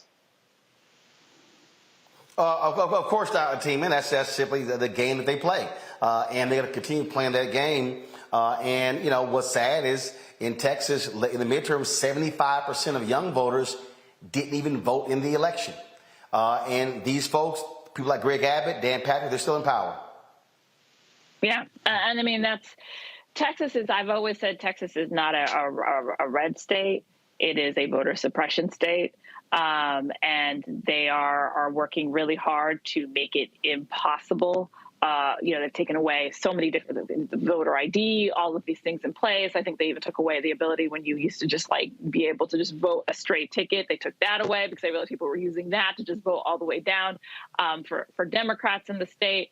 They got real scared after Ted Cruz almost lost, and they don't even like Ted Cruz all that much. And so, you know, Texas can change. Absolutely. I believe the numbers are there in the cities, which are primarily a lot of black and brown voters, a lot of white liberals. But yeah, I mean, it's only going to get changed through elections and really continuing the fight. I know there's a lot of good folks doing that work on the ground, but you know, what Abbott is going to continue to do is to traffic these individuals as political points for him, maybe not in a presidential run in 24, but something eventually. And, you know, this is, you know, definitely different when, you know, somebody, I think the New York Post or one of these conservative outlets try to say, oh, well, you've got the El Paso mayor doing the same thing, and he's a Democrat. And El Paso mayor was actually calling the mayors. He was coordinating. He was trying to get services for these people, making sure that they were okay when they got on these buses, and then saying, where do you want to go, and getting them connected to these places. Abbott's not sending any calls. He's not taking care of these people. He's just trafficking them across lines to make a political point. Oh, well, that's what they are very good at. All right, folks, got to go to a break. We come back. Our marketplace segment right here, Roland Martin Unfiltered on the Black Star Network. When you talk about blackness and what happens in black culture, we're about covering these things that matter to us, speaking to our issues and concerns. This is a genuine people-powered movement. There's a lot of stuff that we're not getting. You get it, and you spread the word. We wish to plead our own cause. Too long have others spoken for us. We cannot tell our own story if we can't pay for it. This is about covering us. Invest in black-owned media. Your dollars matter. We don't have to keep asking them to cover our stuff. So please support us in what we do, folks. We want to hit 2,000 people, $50 this month, raise $100,000. We're behind $100,000, so we want to hit that. Y'all money makes this possible. Check some money orders. Go to P.O. Box 57196, Washington, D.C. 20037-0196. The Cash App is $RM Unfiltered. PayPal is R Martin Unfiltered. Venmo is RM Unfiltered. Zelle is Roland at RolandSMartin.com. Hi, I'm Dr. Jackie Hood Martin, and I have a question for you. Ever feel as if your life is teetering and the weight and pressure of the world is consistently on your shoulders? Well, let me tell you, living a balanced life isn't easy. Join me each Tuesday on Black Star Network for A Balanced Life with Dr. Jackie. We'll laugh together, cry together, pull ourselves together, and cheer each other on. So join me for new shows each Tuesday on Black Star Network, A Balanced Life with Dr. Jackie.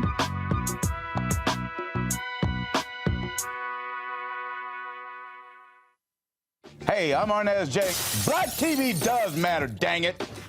Hey, what's up, y'all? It's your boy, Jacob Lattimore, and you're now watching Roland Martin right now. Stay woke.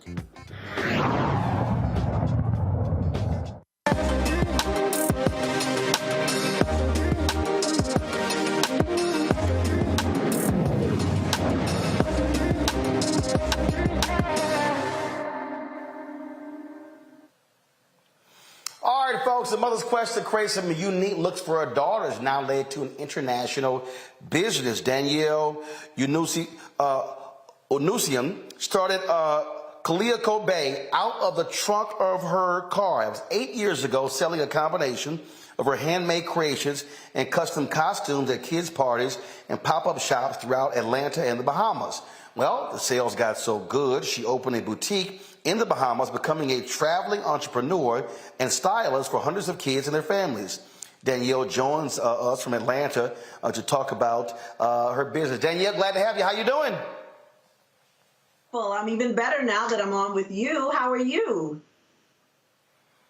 Doing great. So this thing is taking off, huh? Yes, I mean, it's exciting. You know, the main thing about this, Roland, is I'm a native of the Bahamas. Whoop, whoop. 242 in the house. Okay, and this has just been an exciting venture. We needed this type of styling. We needed this type of service. I found a niche in the Bahamas, but soon after it took off, we discovered that there were so many people in the United States who also need and desire for their kids to look immaculate for every possible occasion, whether it's birthdays, christenings, you name it, any occasion. We do everything at Calico Bay. And so we decided to bring a piece of paradise over to the United States. And so we are now ready to serve anywhere that USPS ships. So you say they're costumes. What are the costumes for? Is it for different parties and functions?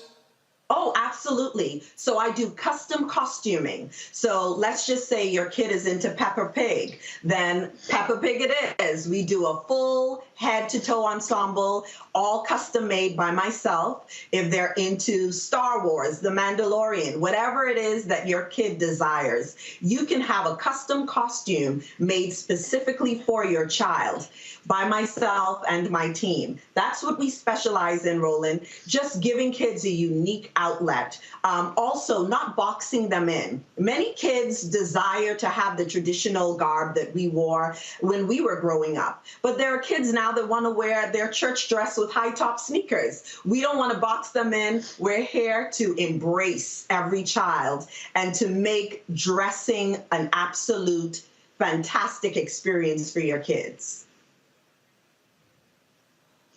Oh, that's pretty cool there. And so, so you started there in the Bahamas.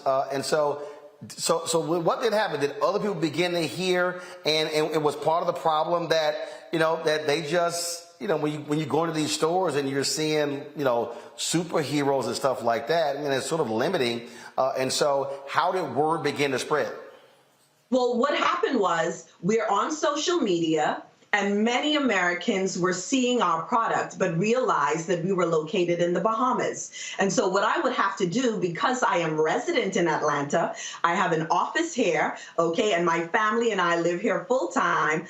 As you mentioned earlier, I'm a traveling stylist, so the boutique is in the Bahamas. However, they weren't able to access these items as readily as they would have wanted to. And so what I ended up doing was having to ensure that I could give access. So now that the word has spread on social media, they're like, listen, we want to be able to buy these things. We want it at our fingertips. So hence we relaunched our website at www.calicobay.com, Calico with a K, and I'm sure they'll put it up on the screen for you. And so now anyone in the United States is able to shop our fashions and access my custom styling for kids of all ages. Questions from the panel. Atima, you first. Well, I think this is a quite amazing product. Where are you? Where are sort of you like widely available? How can folks essentially order from you? And yeah, basically. Sure. So right now you can jump on our website. It's www.calico, that's KALICO, kids.com. You can jump on our website and see some of our amazing offerings for boys and girls. We service kids of all ages.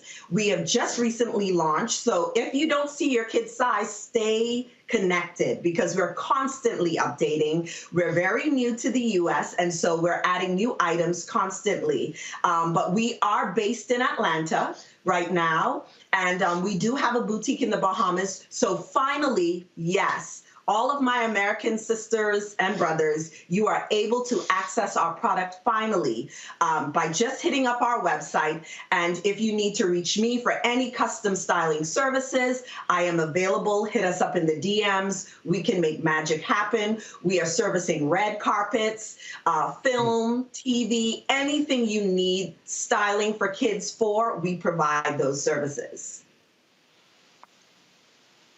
Mustafa. Yeah, well, Danielle, congratulations. Your line is fire, and I mean that 100%. I have to ask the question. I've spent some time at Junkanoo, so I'm curious. The color palette that you're using reminds me so much of the time that I've spent there. So can you talk a little bit about how this came about?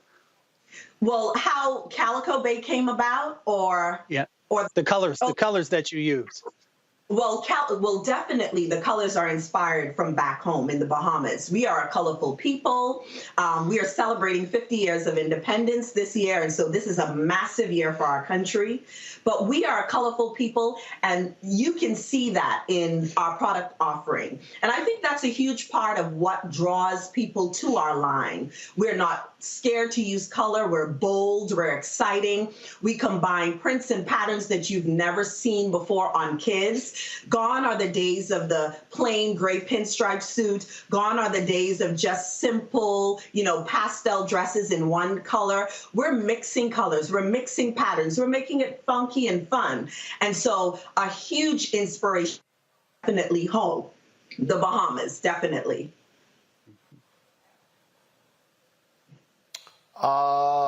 Jason. Hi, thank you for your wonderful presentation and the work that you're doing.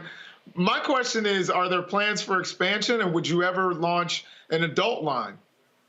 Well, that's a great question. I consider this in itself being expansion, especially moving from the Bahamas and now offering into the U.S. But as of now, I am styling adults every single day. Moms, full-on families, men, whoever. The styling, the styling itself is not just limited to kids here at Calico Bay, because as you know, we service kids, but our dads say, listen, where's my bow tie? Where's my pocket square? You can grab those online. We have our 4.5-inch bow tie that is perfect for adults, as well as lapel pins. So outside of that, clothing, we can absolutely do a custom styling session. All of that is available for you. Simply hit me up. My styling page on Instagram is stylist_Danielle Divine, and that's on Instagram. And of course, if you're not able to reach me there, you can absolutely just hit us up on our website and go into the comments page and get in touch with me. I'm very responsive. And I just want to mention, we have a special treat for all of our viewers just for tuning in this evening. We have a discount code for you. It's Roland, ROLAND, 20% off for 48 hours just because you tuned into Roland's show. All right, then. We certainly appreciate it. Thank you so very much for joining us, Danielle, and good luck. Thank you so much. It was a pleasure. All right, thanks a bunch. Let me thank Atima, Jason, and Mustafa for being with me. I appreciate it. Thanks a lot. Folks, that is it for me. I was here in L.A. for the George Lopez Celebrity Golf Classic. In a moment, I'm about to tape the podcast with my man Bill Bellamy. I'll be back in studio tomorrow, and so look forward to seeing y'all there. Don't forget to support us in what we do. Join up. First of all, download our app, Apple phone, Android phone, Apple TV, Android TV, Roku, Amazon Fire TV, Xbox One, Samsung Smart TV. Join our Bring the Funk fan club. Your dollars make it possible for us to do what we do. Send check and money orders to P.O. Box 57196, Washington, D.C., 20037-0196. Cash App, $RM Unfiltered. PayPal, R Martin Unfiltered. Venmo is RM Unfiltered. Zelle, Roland at RolandSMartin.com. Roland at RolandMartinUnfiltered.com. And be sure to get a copy of my book, White Fear, How the Browning of America is Making White Folks Lose Their Minds. Available at bookstores nationwide. Amazon, Barnes & Noble, Target. You can also download a copy on Audible. Folks, that's it. I'll see y'all tomorrow right here, Roland Martin Unfiltered on the Black Star Network. Holla! Folks, Black Star Network is here. Oh, no punches! I'm real revolutionary right now. Support this man, Black Media. He makes sure that our stories are told. Thank you for being the voice of Black America, Roland. Stay black. I love y'all. All momentum we have now, we have to keep this going. The video looks phenomenal. See, there's a difference between Black Star Network and Black-owned media and something like CNN. You can't be Black-owned media and be scared. It's time to be smart. Bring your eyeballs home. You dig? Pull up a chair. Take your seat. The Black Tape. With me, Dr. Greg Carr, here on the Black Star Network. Every week, we'll take a deeper dive into the world we're living in. Join the conversation only on the Black Star Network. Hi, I'm Dr. Jackie Hood Martin, and I have a question for you. Ever feel as if your life is teetering and the weight and pressure of the world is consistently on your shoulders? Well, let me tell you, living a balanced life isn't easy. Join me each Tuesday on Black Star Network for A Balanced Life with Dr. Jackie. We're all impacted by the culture, whether we know it or not. From politics to music and entertainment, it's a huge part of our lives, and we're going to talk about it every day right here on The Culture with me, Faraji Muhammad, only on the Black Star Network. I'm Deborah Owens, America's Wealth Coach, and my new show, Get Wealthy, focuses on the things that your financial advisor and bank isn't telling you, but you absolutely need to know. So watch Get Wealthy on the Black Star Network.